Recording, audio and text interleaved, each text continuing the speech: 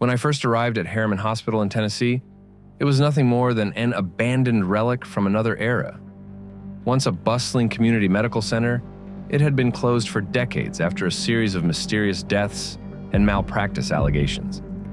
As a budding documentary filmmaker, I thought it would make the perfect setting for my latest project, a deep dive into the hospital's eerie history. But I wasn't prepared for what I'd uncover. The locals had warned me. "That place changes people," one elderly man said, refusing to elaborate. I chalked it up to superstition, the kind of folklore that surrounds every old, crumbling building. But from the moment I stepped inside, the air seemed wrong. It wasn't just the musty scent of decay or the flickering light through shattered windows. It was heavier, suffocating, as if the walls were breathing. The first few hours went smoothly. I filmed the dusty patient rooms, the peeling wallpaper, and the remnants of outdated medical equipment.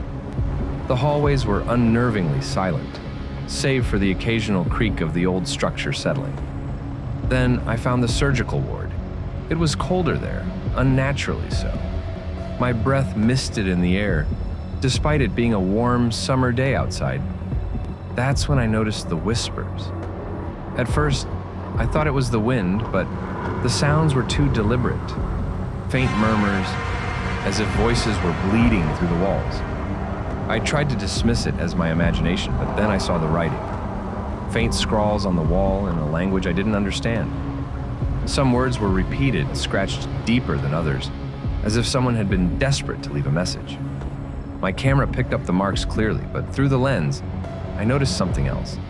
A figure standing in the corner of the room. I spun around, but the room was empty. My heart pounded as I replayed the footage. There it was again. A shadowy figure, unmoving, staring directly at the camera.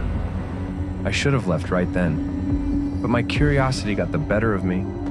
I decided to spend the night, determined to capture more footage. As darkness fell, the hospital came alive. The whispers grew louder, and now I could make out words. "Help me! Don't go!" And worst of all, "Run!" Doors slammed in the distance. Footsteps echoed in empty hallways. My equipment flickered, as if the power was being drained. I tried to convince myself it was just an old building reacting to the night, but then I heard it. My name. It wasn't shouted or screamed.